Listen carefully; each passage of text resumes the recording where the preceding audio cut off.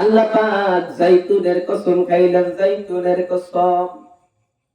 ওয়াতুর সিনিন, তুর একটা পর্বতের নাম। আমরা চোখে সুরমা দেই না?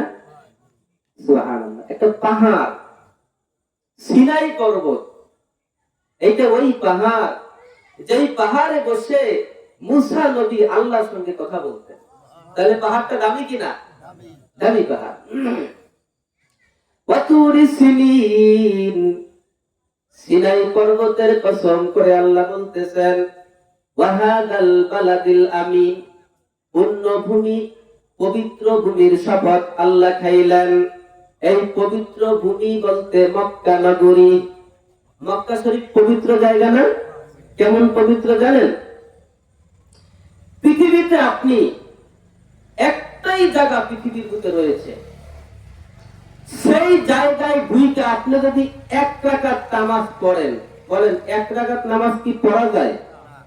সর্বনিম্ন 2 রাকাত। প্রতি রাকাত নামাজের বিনিময়ে 1 লক্ষ রাকাত নামাজের সওয়াব তার আমলনামায় দান করা হয়। তাহলে 2 রাকাতে কয় লাখ? 2 লক্ষ রাকাত। তাহলে এই জায়গাটা দামি কিনা? অত্যন্ত দামি হওয়ার কারণে আল্লাহ পাক কসম খাইলেন। গুনে দেখি কয়টা হলো। আল্লাহ রাব্বুল আলামিন কথাগুলি বলার পূর্বেই কসম খাওয়া শুরু করলেন। ওয়াত্তিন, 1 নম্বরে 3 ফলের কসম। 2 নম্বরে ওয়াজাইতুন, এই 3 এবং জাইতুন দ্বারা মুফাসসিরিনরা কিছু মতভেদ করেছে। যেহেতু সময় কম, আমি ইখতিলাফের দিকে গেলাম না, সহজভাবেই ধরে নিলাম 3 ফল এবং জাইতুন ফল। মুফাসসিরিনরা বলেছেন এই 3 এবং জাইতুন দ্বারা 3 জাইতুন হতে পারে, অথবা যেই ভূমির মধ্যে এই 3 এবং জাইতুন ফল ফলন বেশি হয় ওই ভূমির কসম। 2 নম্বরে জাইতুন, 3 নম্বরে ওয়াতুরি সিনিন, 4 নম্বরে ওয়াহাদাল বালাদিল আমিন, পবিত্র মক্কা ভূমির কসম। আপনারা বলেন আল্লাহ কথাগুলা বলার পূর্বে কয়টা কসম খাইলেন? কয়টা? 4টা কসম খাইলেন। এবার আসেন, বড় দুঃখের বিষয় হলো পৃথিবীর বুকে সবচেয়ে দামি বস্তুর নাম হলো কোরআন। আর দুঃখের বিষয় হলো পৃথিবীতে এখন সবচেয়ে সস্তা বস্তু হলো কোরআন। অর্থাৎ কোরআনের কথা হবে, সেখানে কোনো মূল্যায়ন নাই। স্বাভাবিক কোন দুনিয়াবি আসর হলো সেটার মূল্যায়ন, তার মানে তার চাইতো কোরআন সস্তা হয়ে গেছে। গভীরভাবে বোঝা উচিত আহকামুল হাকিমিন তিনি কোন কথা বলার পূর্বে 4টা কসম খেয়ে তারপরে বলতেছেন, এই কথা অবশ্যই আমাদের জন্য শিক্ষণীয় ব্যাপার। আল্লাহ পাক কসম খাওয়ার পরে বলতেছেন, লাকাদ খালাকনাল ইনসানা ফি আহসানি তাকওয়িম। আল্লাহ বলতেছেন, ও দুনিয়ার মানব জাতি, কসম দিয়া বলতেছি বিশ্বাস করো, দুনিয়ার বুকে যত মাখলুক আমি সৃষ্টি করেছি রে বান্দা, ও বান্দা তোদেরকে বড় আদর কইরা, বড় মহব্বত কইরা আমি বানাইছি। হ্যাঁ বান্দারা, আমার নাফরমানি তোরা কেমন কইরা করো? কান খুলে শুনে রাখ, যত বস্তু পৃথিবীর বুকে তোরা দেখো না কেন, সমস্ত বস্তু, সমস্ত মাখলুকের মধ্যে আমি সব চাইতে বেশি সৌন্দর্য দিয়া আমি মানুষ তৈরি করেছি। আল্লাহ পাক যত মাখলুক আছে, সমস্ত মাখলুকের মধ্যে সবচাইতে বেশি সুন্দর করে সৃষ্টি করেছেন কাদেরকে? মানুষকে। হযরতে ইমাম আবু হানিফার যুগে একজন এক বাদশা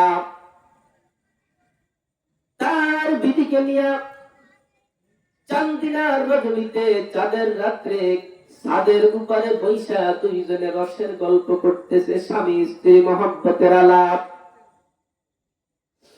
মহব্বতের আলোচনা করতে করতে যখন নাকি তাদের মধ্যে একটা ভালোবাসার লেনদেন চলতেছে, ভালোবাসার অতি সহ্যে বাচ্চা তাকায় দেখে আসমানের ভিতরে একটা পূর্ণিমার চাঁদ দেখা যায়। কত সুন্দর একটা চাঁদ, সারা পৃথিবী আলোকময় করে দিয়েছে আকাশের চাঁদ। বাচ্চার স্মরণ নাই এই চাঁদটা তাম পৃথিবীকে আলোকিত করেছে, এই চাঁদটা বড় সুন্দর। বাচ্চার সেই কথা স্মরণ নাই। বিবিকে ভালোবাসতে বাসতে ভালোবাসার চোটে বইলা ফেলাইছে, ও বিবি খোদার কসম দিয়া বলি তুমি ওই চাঁদের চাইতেও বেশি সুন্দর। এতটুকু বললেই তো যথেষ্ট ছিল, কিন্তু বাচ্চা আরেকটু বেশি আগায় ফেলছে। কি বলছে? ও বিবি তুমি মনে করলে না তোমারে ফুলানের জন্য বলেছি, তোমাকে সন্তুষ্ট করার জন্য বলেছি, বরঞ্চ আমি দিল থেকেই বলেছি। তুমি জানো অবিশ্বাস করতে না পারো, এই জন্য আমি আরো শক্ত ভাবে বলে দিলাম, তুমি যদি আসমানের চাইতেও বেশি সুন্দর না হও তবে তুমি 3 তালাক। এটা একটু কঠিন হয়ে গেল না কথাটা? কথা বলার পরে হুঁশ ফিরে আসছে, কি তুই আর কি বললাম। প্রথম যতটুকু বলেছিলাম ঠিক ছিল, তালাকের কথা কেন বললাম? একটা চাঁদ তামাম পৃথিবীকে আলোকিত করে, একজন মানুষ তো একটা ঘরও আলোকিত করতে পারে না, চাঁদের চাইতেও কেমনে একজন মানুষ সুন্দর হয়? হুঁশ যখন ফিরে আসলো, চিন্তায় পড়ে গেল, নিঃসন্দেহে আমার বিবি তালাক হয়ে গেছে। তালাক তো তালাক, এমন তালাক দিয়েছি জীবনে আর তাকে আমার সঙ্গে নিতে পারবো না। বাচ্চা সমস্ত আলেম ওলামাদেরকে ডাকলেন, ও ওলামায়ে কেরাম, মহব্বতের অতি সহ্যে বেখেয়ালে বলে ফেলেছি, বাঁচার কোন উপায় আছে নাকি? রাজ দরবারের সমস্ত আলেম সবাই ফতোয়া দিল, একজন মানুষ চাঁদের চাইতে সুন্দর হতে পারে না। ও বাদশাহ, হুসেই বলেন আর বেহুসেই বলেন, আপনার বিবি নিঃসন্দেহে 3 তালাক। যুগের শ্রেষ্ঠ আলেম হযরত আবু হানিফা তিনিও মজলিসে উপস্থিত হলেন। দেখবেন যারা একটু গভীর জ্ঞানের হয় তারা একটু চুপ থাকে, তাদের কথা বলে শেষে বাচ্চা বলতেছেন, হানিফা ও ইমাম, সবাই তো ফতোয়া দিল, আপনি কেন চুপ? ইমাম আবু হানিফা বলতেছেন, ও বাচ্চা, আমি সবার সঙ্গে একমত হতে পারলাম না, আমার দিল বলতেছে, আমি ফতোয়া দিয়ে দিলাম আপনার বিবি তালাক হয় নাই, আপনার বিবি তালাক হয় নাই। সমস্ত ওলামায়ে কেরাম কয়, কোন কি হুজুর? হুজুর বললেন, তোমরা কি চাও? বলে দলিল চাই।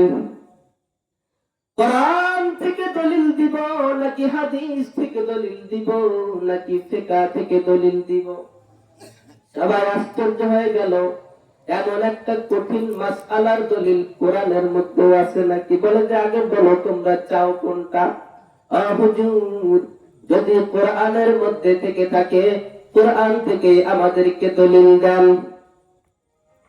ইমাম আবু হানিফা বলতেছেন, দলিল পরে দিব, আগে আমি একটা সূরা তেলাওয়াত করে তোমাদেরকে শোনাতে চাই। বলেন।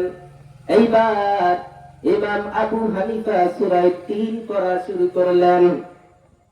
ওয়াত্তিনি ওয়াজ-যাইতুন ওয়া তুরি সিনিন ওয়া হাযাল বালাদিল আমিন লাকাদ খালাকনাল কমারা ফি আহসানি তাকওয়িম।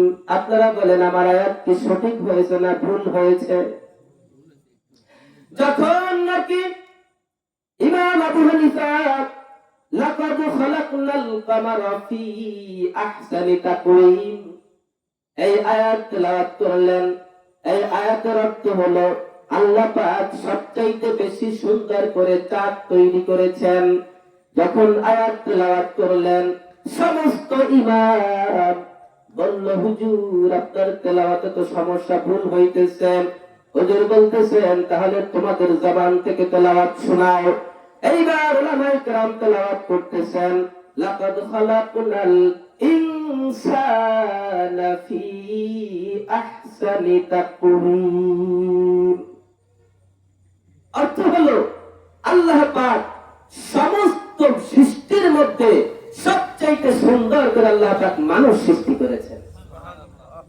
ইমাম আবু হানিফা বললেন, চন্দ্র যদি মানুষের চাইতে সুন্দর হয়, তাহলে আয়াত তো হওয়া লাগবে লাকাদ খালাকনাল কামারা ফি আহসানি তাকওয়িম।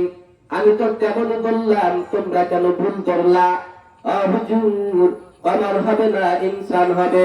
কোরআনের আয়াত যদি কমার না হয়ে ইনসান হয়, তাহলে অর্থ হবে তাদের চাইতে বেশি সুন্দর আল্লাহ মানুষকে তৈরি করেছে। এবার আসেন, একটু বোঝার বিষয় আছে। আসলে মানুষকে আল্লাহ পাক যাদের চাইতে বেশি সুন্দর বানাইছেন, কিন্তু আমরা দেখতে তো সেরকম দেখি না।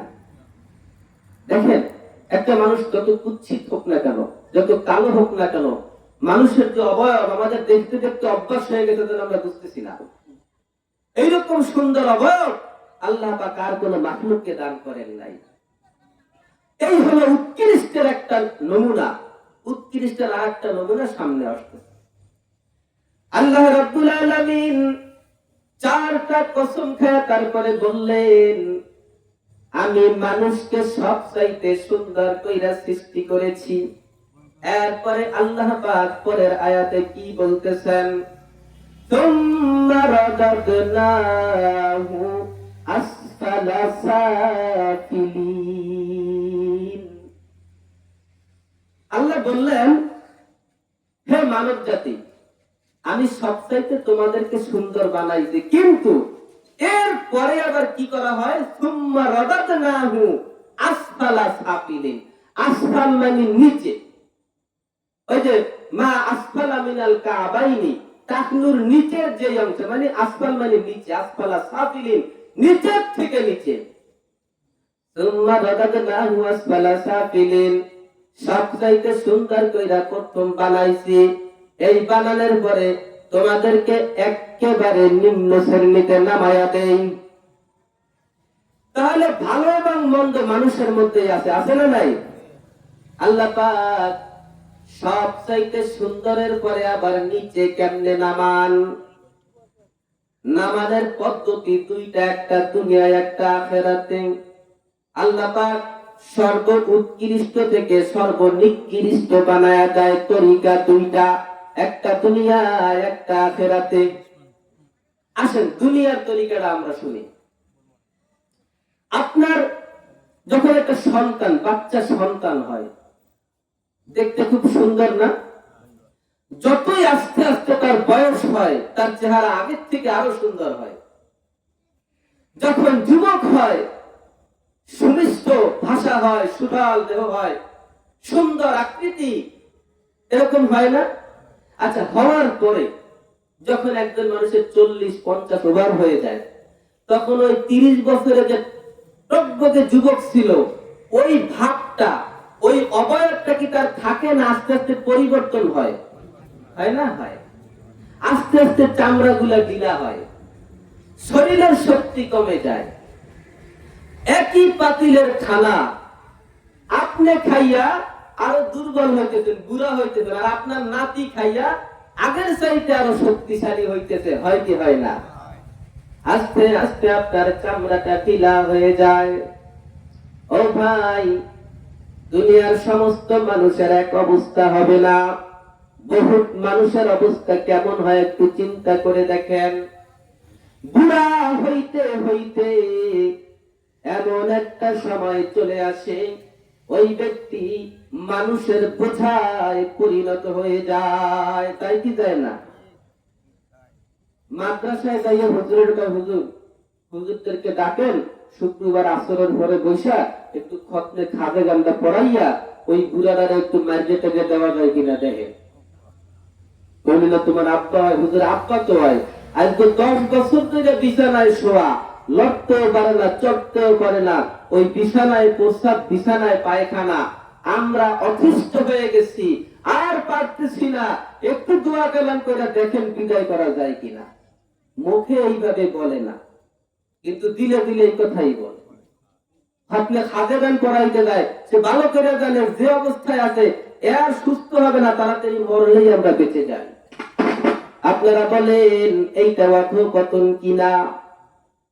এমন একটা সময় ছিল, আপনি চাকরি করার জন্য ঢাকার শহরে যদি যান, যাওয়ার সময় আপনার সন্তানেরা হাউ মাউ করে কাঁদে, আপনার বিবি আপনাকে জড়াইয়া ধইরা কান্না করে, ও স্বামী তুমি ঢাকা যাও, মাস শেষ হওয়ার পূর্বেই আসবা, বেশি লম্বা সময় নিবা না, বেশি দীর্ঘ সময় তোমাকে ছাড়া আমাদের ভালো লাগে না, বলে কি বলে না?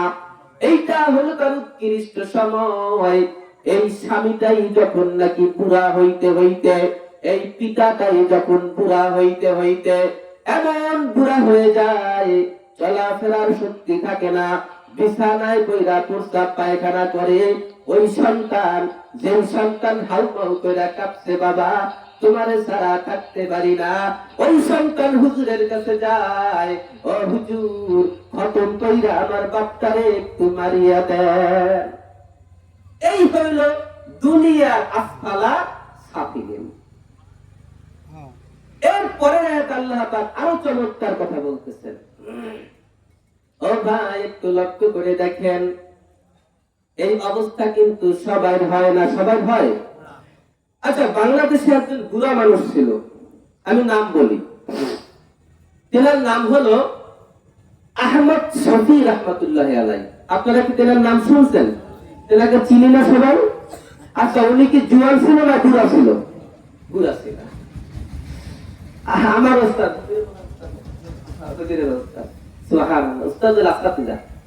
আচ্ছা, এই আহমদ শফি সাহেব আল্লাহ পাক ওনাকে নিয়ে গেছেন। কথার কথা, এই আহমদ শফি সাহেব যদি বিছানায় পড়ে যাইতো আর এমন অসুস্থ হইতো, তার প্রস্রাব পায়খানা করার জন্য বসতে পারে না, এমন অবস্থায় যদি তিনি বিছানায় থাকতেন, 10 বছর পর্যন্ত থাকতেন, চিন্তা ভাবনা বিবেক বিবেচনা দিয়ে বলবেন আপনাদের কি মনে হয় আহমদ শফির সন্তানেরা আহমদ শফি যেন মারা যায় এই জন্য দোয়ার জন্য কি হুজুরদের কাছে যাইতো? মনে করে ভালো করে বলবেন, কি মনে হয় যাইতো? কোশ্চেন কালেও না, যাইতো না। আর তার প্রস্রাব পায়খানা পরিষ্কার করার জন্য সন্তানেরা চান্স পাইতো না। আমরা যারা কওমি মাদ্রাসায় পড়েছি আমরা জানি, বড় বড় বুজুর্গ যারা বিশাল লক্ষণ নড়াচড়াও করতে পারে না, মানুষ এসে লাইন দিয়ে সিরিয়াল ধরে দাঁড়ায় থেকে হুমড়ি খায়া পড়ে, আজকের তার প্রস্রাব পায়খানাটা পরিষ্কার করার এই বরকতের সুযোগটুকু আজকের জন্য আমাকে একটু দেন। এই পরিবেশে গেলে আপনারা বুঝবেন। এইবার আসেন, এই দুইটার মধ্যে এত পার্থক্য। এইখানে একজন বুড়া, আমার নিজের বাবা, তারপরে তার প্রতি আমি অতিষ্ঠ। আর ওইখানের একজন বুড়া, আমার সঙ্গে রক্তের কোনো সম্পর্ক নাই, তারপরেও তার পায়খানা প্রস্রাব পরিষ্কার করা এইটা নিজের জন্য একটা বরকতের বিষয় মনে করে লাইনে গিয়া দাঁড়ায়া থাকে। আমাকে একটু সুযোগ দাও, হুজুরের বিছানাটা আজকের আমি একটু পরিষ্কার করে দেই। এই পার্থক্যটা কেন? এই পার্থক্যটার কারণ আল্লাহ পাক পরের আয়াতে বলতেছেন। কি বলতেছেন? এইখানে কিন্তু রয়ে গেছে সুম্মা রাদাদনাহু আসফালা সাফিলিন, ওই উৎকৃষ্ট থেকে নিকৃষ্ট বানায়া দেয়। দুইটা, দুনিয়া আর আখিরাত। শুধু দুনিয়ারটা বলেছে, আখিরাতটা এখনো বাকি আছে, মনে রাখবেন। আল্লাহ পাক বলতেছেন ইল্লাল্লাযীনা আমানু ওয়া আমিলুস সালিহাতি ফালাহুম আজরুন গায়রু মামনুন।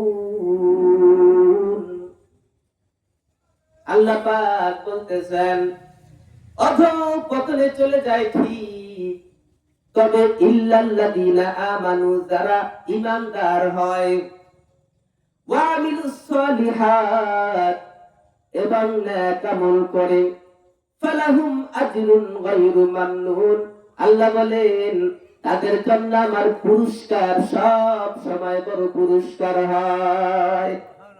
এটা আমাদের শিক্ষণীয় বিষয়। আমার পিতা তার প্রতি অতিষ্ঠ, আর আমার কিছুই হয় না, তার খেদমতের জন্য লাইনে দাঁড়িয়েছি। এই এই যে ব্যবধান, এই ব্যবধানের কারণ হলো শুধুমাত্র ঈমান আর আমল। এই ব্যবধানের কারণ কি বলেন? ঈমান আর আমল। আহমদ শফী সাহেব যদি একজন যুগশ্রেষ্ঠ আলেম না হইতেন, ইমানদার না হইতেন, পাক্কা আল্লাহওয়ালা না হইতেন, তাহলে কি কেউ যাইতো যে হুজুরের একটু বরকত নেই, তার প্রস্রাব পায়খানা হাতাইয়া একটু বরকত নেই, এটা কি মানুষ যাইতো বলেন? এই ব্যবধান আমলের। কিসের ব্যবধান? ও ভাই, একজন মানুষ উন্নতির চরম শিখরে পৌঁছে যায় আমলের মাধ্যমে, আবার একজন মানুষ অধঃপতনে চলে যায় তার আমলের মাধ্যমে। ও ভাই, এত সুন্দরের প্রশংসা আল্লাহ কসম খায়া করলেন। পৃথিবীর বুকে একজন সুন্দর মানুষ, যার চেহারাটা নায়কের চাইতেও সুন্দর ছিল, যে নাকি ওই যুগের একজন নেতা ছিল, এত বুদ্ধি ছিল, বুদ্ধির কারণে মানুষ তাকে আবুল হেকাম বলে ডাকত। আবুল হেকাম শব্দের অর্থ হলো বুদ্ধিজীবী, যেটাকে আমাদের দেশে আমরা বুদ্ধিজীবী বলি। এই বুদ্ধিজীবী আগেও ছিল, সমস্ত কিছু তার মধ্যে ছিল, সুন্দর অবয়ব ছিল, বুদ্ধিজীবী ছিল। শুধুমাত্র ওই যে ইল্লাল্লাযিনা আমানু ওয়া আমিলুস সলিহাত, আমল আর আমলে সলেহা ছিল না। না থাকার কারণে আবুল হেকাম থেকে তার নামটা হয়ে গেছে আবু জাহেল। আবু জাহেল করতে এখন সবাই চিনছেন না? আবুল হেকাম যখন বলছিলাম সবাই তো বুঝতে পারে নাই। তাহলে বোঝা গেল এই লোকটা আবুল হেকাম নামে প্রসিদ্ধ না, আবু জাহেল নামে প্রসিদ্ধ। ও ভাই, আবু জাহেল কিন্তু বড় নেতা ছিল, নেতৃত্ব স্থানের লোক ছিল। ওই যে আল্লাহ বলেছেন লাকাদ খালাকনাল ইনসানা ফি আহসানি তাকওয়িম, এই আবু জাহেলকেও কিন্তু আল্লাহ অত্যন্ত সুদর্শন নায়কের মতন সুন্দর চেহারা দিয়ে সৃষ্টি করেছিল। ও ভাই, এত কিছু দুনিয়ার বুকে পাওয়ার পরেও ওই যে ইল্লাল্লাযিনা আমানু, ওই ঈমান আর আমল গ্রহণ না করার কারণে এই আবু জাহেল এমন ভাবে দুনিয়া থেকে বিদায় নিয়েছে, কিয়ামত পর্যন্ত এই আবু জাহেলের নাম নিয়ে কোন ব্যক্তি কোনদিন কোন দোয়া করবে না। করবে? আপনারা এখানে যারা আছেন, আপনার আদরের সন্তান মোহাম্মদ করে নাম রাখছেন আবু জাহেল, এমন কে কে আছেন? হাত জাগান। একজনও না। যদি এর থেকে বড় কোনো মজলিসে জিজ্ঞাসা হয়, আমরা তো মুসলমান, ওরা তো কাফের ছিল, কাফেরদেরকেও যদি বলা হয় যে তোমাদের একজন পূর্বপুরুষ মহামানব ছিল আবু জাহেল, তোমার নাতির নামটা আবু জাহেল রাখো, রাখবে? এমন ভাবে দুনিয়ার থেকে বিদায় নিয়েছে। যেই জায়গায় ঘুমায় রয়েছে তার মাতার শরীর একটা লেট্রিনের গোডাউন হয়েছে। আজি সাহেবরা বাথরুম করে আবু জাহেলের মাজারে চইলা যায়, এমন এক মাজার। ও ভাই, পক্ষান্তরে বেলালে হাবশি এমন একজন মানুষ ছিল, এই বেটার চেহারাটাও সুন্দর ছিল না, বংশীয় কোনো মর্যাদা ছিল না, গোলাম সাদা গোলাম ছিল, এর 14 পুরুষ গোলাম ছিল, চেহারাটা বড় কুৎসিত ছিল, কালো ছিল, কোন ফ্যাসিলিটি ছিল না, কোন সম্পদ বেলালের ছিল না। ছিল নাকি? আপনার আমার আদরের সন্তানের নাম আদর কইরা বেলাল আমরা রাখি কি রাখি না? বেলাল হাবশি এত নিম্ন শ্রেণীর মানুষ, এই বেলালে হাবশির দুনিয়াবি কোনো ফ্যাসিলিটি ছিল না, এত নিম্নমানের মানুষ ছিল। বেলালে হাবশি মসজিদে নববীর নির্ধারিত মুয়াজ্জিন ছিল। সাহাবায়ে কেরাম একদিন কানা ঘুষা করতেছে। পৃথিবীর সর্বশ্রেষ্ঠ মসজিদ মসজিদে নববী, যে মসজিদের ইমাম পৃথিবীর সর্বশ্রেষ্ঠ ইমাম রাহমাতুল লিল আলামিন, এত বড় এক মসজিদ আর এত বড় একজন ইমাম, এই মসজিদের ইমাম বেলালের মতো নিম্ন শ্রেণীর একজন মানুষ হতে পারে না। এই যে আয়াতের সাথে মিলে যায়, উৎকৃষ্ট আর নিম্ন। আল্লাহ শিখাইতেছেন বান্দারে, বান্দা তোরা উৎকৃষ্ট আর নিম্ন ভালো করে চিনতে পারো নাই। সাহাবীরা যখন কানাঘুষা করতেছেন, আল্লাহর নবীর একটা স্বভাব ছিল, আল্লাহর নবী কোন বিষয় পীড়াপিড়ি করতেন না। কোন মানুষ কোন বিষয় নিয়ে যদি পীড়াপিড়ি করত, আল্লাহর নবী সেইটা মাইনা নিতেন। আল্লাহর নবী যখন দেখলেন সাহাবীদের মধ্যে কানাঘুষা চলতেছে, আল্লাহর নবী জোর কইরা চাপায়া দিলেন না। আল্লাহর নবীর মনে চায় বেলালে হাবশী বড় প্রিয় মানুষ, বেলালে হাবশীকে আল্লাহর রাসূল সাইয়্যিদনা বেলাল বলে ডাকতেন। দুনিয়ার বুকে যখন কোন মজলিসে বসতেন, আল্লাহ নবী এদিক ওদিক তাকায় বলতেন, আমার বেলাল কই? এই কথা যখন বলতেন, বেলাল এত খুশি হইতো যা ভাষায় প্রকাশ করার মতো না। আশেপাশে থাকতো, নিজেকে দাবায় রাখতো, আড়ালে থাকতো, পাগলের মতন দৌড়ায়া আল্লাহ নবীর সামনে এসে বলতেন, লাব্বাইক ইয়া রাসূলুল্লাহ, আর রাসূল আপনি আমাকে খুঁজবেন, আমি স্পেশাল এই কথা আমি বুঝতে পারি না, এজন্য আমি সবার পিছনে বসছিলাম। আল্লাহ রাসূল বললেন, বেলাল তুমি আমার পাশে বসো। কিতাবের মধ্যে আছে কিয়ামতের ময়দানে আল্লাহ রাসূল হাসরের সেই কঠিন দিনে এদিক সেদিক তাকায় বলবে, আইনা বেলাল, আইনা বেলাল, আমার বেলাল কোথায়? এত দাম বেলালের হয়েছে। তা যখন পরামর্শে বসলো, বসার পরে আল্লাহ নবী বলেন, আচ্ছা ঠিক আছে, তাইলে এটা নিয়ে তোর জোরাজোরের কিছু নাই, তাহলে তোমাদের যদি ভালো না লাগে, কে হইলে ভালো হয়, ভালো একজন মুয়াজ্জিন তোমরা দেখো। সবাই মিলা সুদর্শন কুকিলের মতন কণ্ঠ এমন একজন মুয়াজ্জিন নিযুক্ত দিছে। ঈশার নামাজের পরের ঘটনা। নিযুক্ত হওয়ার পরে চলে যায়, আল্লাহর নবীর মনটাও ভালো না, আর বেলাল তো কানতে কানতে যায়। বাড়িতে যাওয়ার পরে এইরকম নবনীয় গলা যে মুয়াজ্জিন, আনন্দের চোখে তার ঘুম আসে না, আমি মসজিদে নববীর মুয়াজ্জিন হয়ে গেলাম। আর ওই দিকের বেলাল সিজদায় পড়ে মালিককে ডাক দিয়া চোখের পানি ছাইরা দিছে, ও মালিক, আমাকে গোলাম তো তুমি বানাইছিলা, আমার কণ্ঠ খারাপ তুমি বানাইছিলা, আমার চেহারা খারাপ তুমি বানাইছো, ও আল্লাহ আমার তো কোনো দোষ নাই, কোন দোষের কারণে মসজিদে নববীর এত বড় বরকতময় পথ থেকে আমি বঞ্চিত হয়ে গেলাম। বেলালে হাবশী দুনিয়ায় বসে কাঁদে, আর ওইদিকে আপনার আরশে আজিম পর্যন্ত কাঁপতেছে।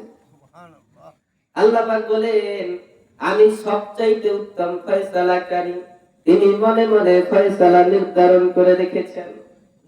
ফজর যখন হয়, নতুন মুয়াজ্জিন কুকিল কণ্ঠে আযান দিতে থাকে, সারা মদিনার মানুষ হই হুল্লোড় করে উঠে, নতুন মুয়াজ্জিন সুন্দর আযান দিয়েছে। দলে দলে মদিনার মুসল্লিরা মসজিদে নববীতে জমায়েত হয়। আল্লাহর নবী ওই যুগে গড়ি ছিলেন না, একটু পরিষ্কার হলে নামাজে দাঁড়াবেন, বাহিরের দিকে তাকায়, আকাশে কোনো মেঘ নাই, কিন্তু পরিষ্কার আগের মতো হয় না। দীর্ঘ সময় চলে গেল, আল্লাহর নবীর পেরেশানি শুরু হয়ে গেল, কারণ কিয়ামতের মাঠে, কিয়ামতের পূর্বে জমিনের বুকে একটা রাত্র হবে 3টা রাতের সমান। আল্লাহ রাসূল বলেন, আবার সেই রাত্র এসে গেল নাকি, কিয়ামত এসে গেল নাকি? এমন সময় জিব্রাইল আমিন হাজির। ও জিব্রাইল, সকাল কেন হয় না? জিব্রাইল জবাব দেয়, হুজুর আগে বলেন মসজিদে নববীতে আযান কেন হয় না? আরে বলো কি, আজকে তো আরো সুন্দর আযান হয়েছে। ও হুজুর, আল্লাহ কণ্ঠের সৌন্দর্য দেখেন না, আল্লাহ দিলের সৌন্দর্য দেখেন। বেলাল জমিনের মসজিদে বৈশা আযান দেয়, আমরা সপ্ত আকাশে বৈশা কোটি কোটি ফেরেশতারা বেলালের আযান নিজের কানে শুনি এবং জবাব দেই। আজকের আযান আমরা শুনতে পাই নাই। এত দাম বেলালের হইল ভাই, কিসের কারণে? আমলের কারণে। এইবার আসেন আমরা পূর্বের কথায় চলে যাই। ইল্লাল্লাযীনা আমানু ওয়া আমিলুস সলিহাত। আমি দুইটা কথার একটা বলেছিলাম, একটা বাকি ছিল। আখিরাতের ময়দানে আসফালা সাফিলিন, সবচাইতে নিচের থেকে নিচে নামায়া দেওয়ার অর্থ হলো আল্লাহ পাক এত সুন্দর কইরা সৃষ্টি করার পরেও মানুষগুলা যখন নাকি আল্লাহর বিধান মতন চলবে না, তুমি যত বড় রাজা হও না কেন, যত বড় বাচ্চা তুমি হও না কেন, ফেরাউন, নমরুদ, হামান তারাও কিন্তু বাচ্চা ছিল।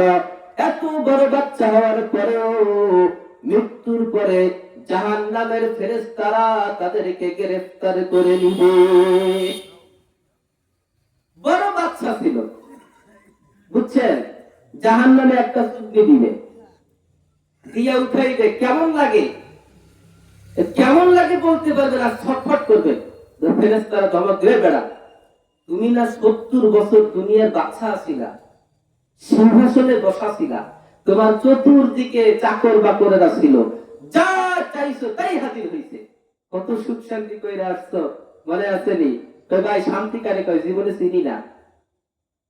একটা চুপড়ি খাওয়ার পরে 80 বছরের বাদশাহীর শান্তির কথা ভুলে যাবে। ও ভাই, তাহলে বোঝা গেল অধঃপতন হলো যেই ব্যক্তি সারা জীবন বাদশাহী করার পরেও আখিরাতের ময়দানে গ্রেফতার হয়ে যাবে। খোদার কসম, এই ব্যক্তি আসফালা সাফিলিন, আসফালা সাফিলিন, এই ব্যক্তি অধঃপতনের নিম্ন স্তরে চলে যায়। আল্লাহ পাক বাঁচার উপায় হিসেবে বলেছেন ইল্লাল্লাযীনা আমানু। এই অধঃপতন থেকে বান্দারা তোমরা কিভাবে বাঁচবা জানো? 1 নম্বরে ঈমান আনয়ন করবা, ওয়া আমিলুস সলিহাত। 2 নম্বরে নেক আমল করবা, ফালাহুম আজরুন গায়রু মামনুন। যারা এই দুইটা কাজ করতে পারবা তাদের জন্য আমি সবচেয়ে দামি পুরস্কার বরাদ্দ করে রেখেছি। তাহলে যারা নেক আমল করবে তারা যে বড় পুরস্কার পাবে। অধঃপতন বলছিলাম কয় প্রকার? একটা দুনিয়ায়, একটা আখিরাতে। যারা এই দুইটা কাজ অবলম্বন করবে তারা পুরস্কার পাবে, অধঃপতন থেকে বাঁচবে। শুধু আখিরাতে না, দুনিয়াতেও। দুনিয়াতের উদাহরণ হলো এই যে আহমদ শফির নাম নিয়ে বললাম, অর্থাৎ আসফালা সাফিলিন, দুই দিকের অধঃপতন, দুনিয়া আখিরাত। যেই ব্যক্তি ইল্লাল্লাযীনা আমানু ওয়া আমিলুস সলিহাত, ঈমান আনবে, নেক আমল করবে, দোনো দিকের অধঃপতন থেকে আল্লাহ তাকে বাঁচাবে। দুনিয়ার অধঃপতন থেকে কিভাবে বাঁচাবে? হয়তো সে বিছনায় পড়ার পূর্বেই আল্লাহ পাক সসম্মানে জান্নাতের মেহমান বানাইয়া তাকে দুনিয়া থেকে নিয়ে যাবে। অথবা সে বিছানায় পড়বে, বিছানায় পড়ে লড়তে চড়তে পারবে না, পায়খানা প্রসাব করবে, আর মানুষ ওই পায়খানা প্রসাবের জন্য তার প্রতি বিরক্ত হইয়া তাকে অধঃপতনে নিক্ষেপ না কইরা ওইটাকে মানুষ বরকত মনে করবে। এলো দুনিয়ার আসফালা সাফিলিন থেকে বাঁচার উপায়। আর আখিরাতের আসফালা সাফিলিন থেকে বাঁচার উপায় তো সুস্পষ্ট, ইল্লাল্লাযীনা আমানু। যখন একজন ইমানদার এবং নেক আমল করেনেওয়ালা নেককার বান্দা যখন তার শেষ সময় চলে আসবে, কিভাবে তার শেষ সময় হবে?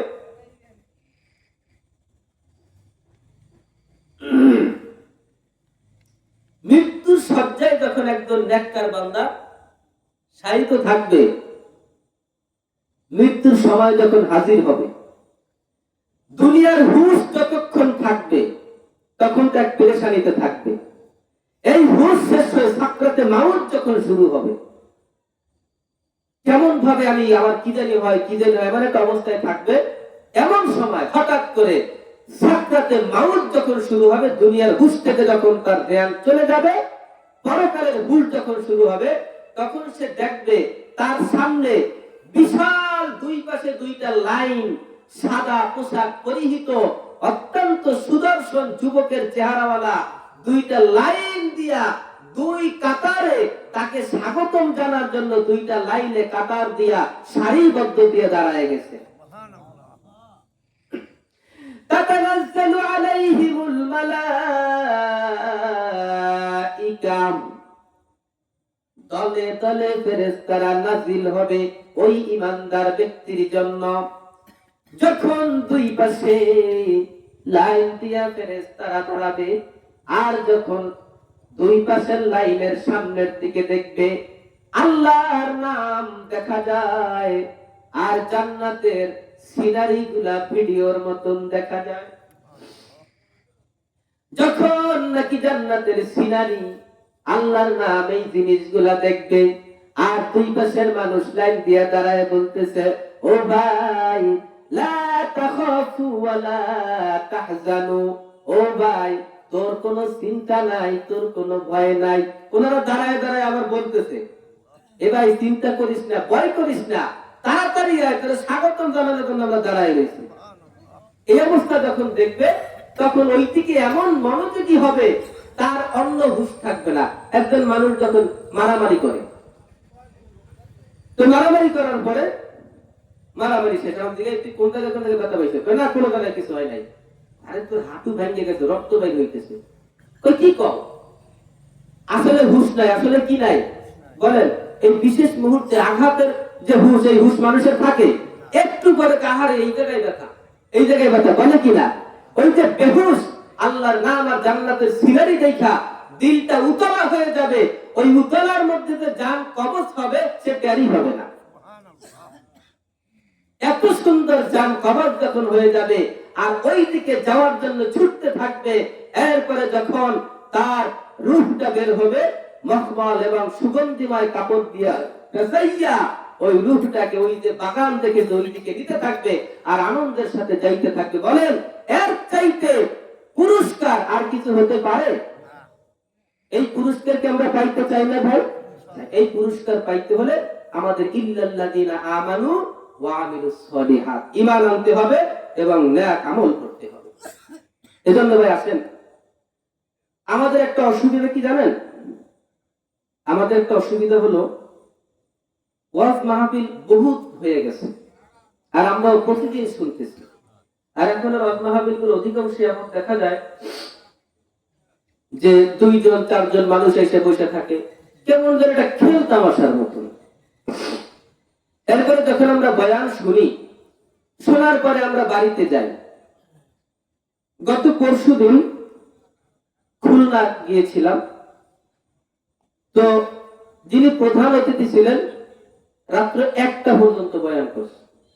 ফজরের সময় মসজিদে গেছি, আমি নামাজ পড়াইছি, তা দেখি যে 10-12 জন মুসল্লি। তো বললাম যে রাত্রে যে তবারক দিয়েছিলেন প্যাকেট কয়টা করছিলেন? 2000 টান করছিলেন, হয়েছিল না কোন রকম টানে টানে হয়েছে। তো 2000 প্যাকেটের মুসল্লি কোথায়? মুসল্লিতে 10-12 জন। তো হুজুর 1টা পর্যন্ত বয়ান শুনলে ঘুমাই গেছে, উঠতে পারে নাই। কথাটা এই জন্য বলতেছি যে আমরা বয়ানে বিভিন্ন রকম কথা আমরা শুনি, শোনার পরে আমাদের দিলের মধ্যে কোনো অনুশোচনা আসে না। শোনেন ভাই, আমরা এখানে যারা আছি, আমাদের মধ্যে আমরা জান্নাতীকে আর জাহান্নামীকে এটা কেউ বলতে পারেন? কাফের যারা, তারা ধরার শুধু জাহান্নাম, আল্লাহর ওলি যারা, তারা শুরুর থেকেই জান্নাতি। কিন্তু আমাদের মতো গুনাহগার মুসলমান, এর মধ্যে কোন উসিলায় আল্লাহ কারে মাফ করে দিবে আর কারে ধরবে, এটা কি কেউ জানি না। তা আমাদের মধ্যে কে জান্নাতি কে জাহান্নামী এটা আমরা জানি না। আল্লাহ পাক অনেক জিনিস গোপন রাখছেন, মানুষ জানে না, কিন্তু তার কিছু আলামত বর্ণনা করছেন। কিয়ামত কবে হবে আমরা জানি, কোন সালের কোন তারিখে হবে কেউ জানি। কিয়ামতের তারিখ বলেন না, কিন্তু আল্লাহ রাসূল কিছু আলামত বলছেন। এই আলামত গুলা দেখলে বুঝবা যে কিয়ামত চলে আসছে। তো জাহান্নামী কারা এটা আমরা জানি না, কিন্তু আল্লাহর রাসূল জাহান্নামীদের কিছু আলামত বলতে, যে জাহান্নামীদের একটা আলামত আছে, এই আলামত, এই খাসলত, এই স্বভাব, এই অভ্যাস যার মধ্যে আছে তোমরা ধরে নাও সেই লোকটা জাহান্নামী। এবার আসেন এই স্বভাবটাকে আমরা শুনি আর নিজেকে প্রশ্ন করে দেখি যে এই স্বভাব আমার মধ্যে আছে কিনা। সেই স্বভাবটা কি?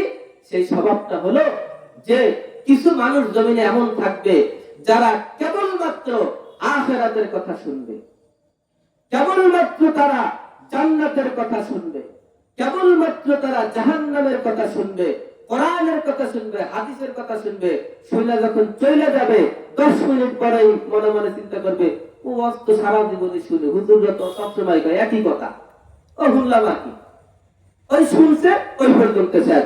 আল্লাহ রাসূল বলেন এই স্বভাবটা হলো জাহান্নামীদের স্বভাব। সুতরাং কি করতে হবে? আপনি 1 ঘন্টা কথা শুনেছেন, তার মধ্যে সবগুলি পালন করতে পারবেন না। আপনি ধরে নেন আজকে শুরু থেকে মাহফিলের শেষ পর্যন্ত যেই কথাগুলো শুনেছি তার মধ্যে অমুক কথা, একটা কথা আমি আঁকড়ায় ধরলাম, আল্লাহ এই স্বভাব তো আমার মধ্যে আছে, এই গুনাহ তো আমার মধ্যে আছে, আল্লাহ এই কথাটাকে আঁকড়ায় ধরলাম, আপনি আমল করার তৌফিক দেন। এই মনে মনে যদি একটু ফিকির আপনি করেন তাহলে বুঝতে হবে ওই স্বভাব আপনার মধ্যে নাই। এজন্য ভাই আমরা যেন জাহান্নামীদের স্বভাব অবলম্বন না করি। আমরা ফিকির করি, চিন্তা করি, এত সুন্দর করে আল্লাহ বানাইছে, খালি আক্ষেপ করি আমার সম্পদ নাই, বাড়ি নাই, গাড়ি নাই, অভাব। আল্লাহ পাক আমাকে সুন্দর একটা হাত দিয়েছেন, একটা জবান দিয়েছেন, চক্ষু দিয়েছেন। যার চক্ষু নাই সে জানে চক্ষু কত দামি জিনিস, আছে না নাই? আল্লাহ পাক দুনিয়ায় এমন ভাবে সৃষ্টি করেছেন, কাউকে অঢেল দিয়েছেন, কাউকে কিছুই দেয় নাই। কোনো দোষারোপ করা যাবে? আয়ে কে রাব আর শর্মি কুশাত দিগারে রাত আজে বর শর্মি কুনাত